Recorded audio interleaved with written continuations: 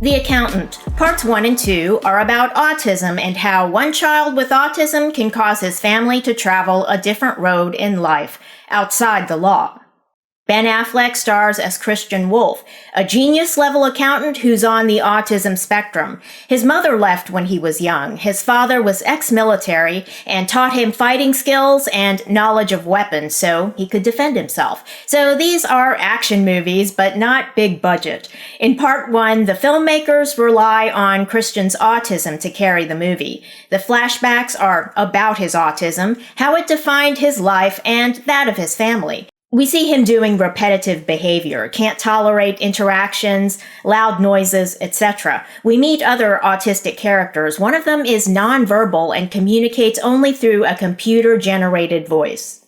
Christian is super smart, but because of his condition, he can't work for a Big Five accounting firm. His clients are drug cartels and arms dealers. Now, they would rather kill him than pay him after he's had a look at their books. So he works for shady characters. It's a dangerous job, and it's what his father did. Christian needed constant attention growing up, so his father couldn't work a regular job, and he did security work for shady characters. Christian's younger brother, Braxton, is played by John Bernthal. Brax grows up to be a tough guy as well, maybe an assassin. As Christian was taught how to fight and use weapons, so was his younger brother. In Part 2, Braxton complains he had to take care of Christian when they were growing up, and he feels he wasn't appreciated. Now, this seems believable. Sometimes a family member needs special attention, and a sibling becomes defined by his role as a caretaker. But it's an action movie, so he's also an assassin.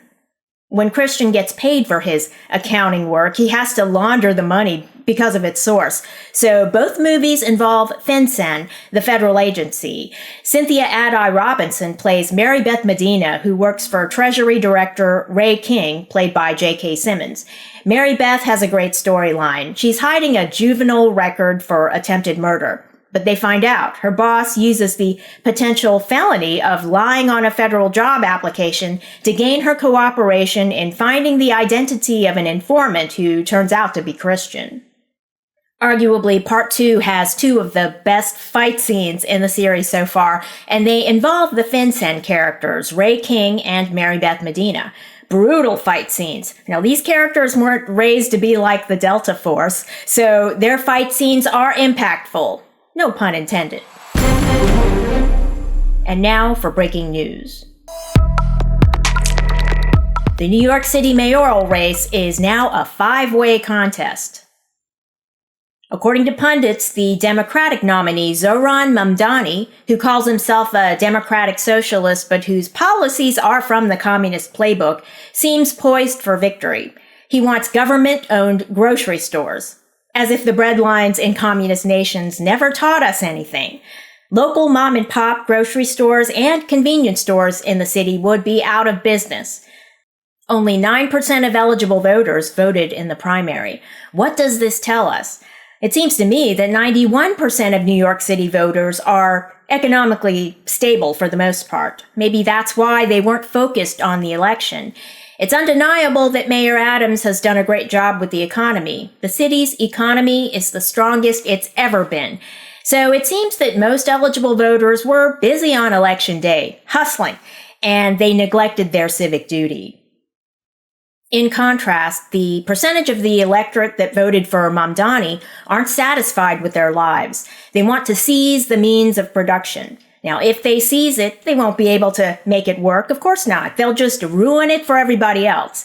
Now, maybe they're aware of that. Mayor Adams is always telling folks, in New York City, you have to hustle.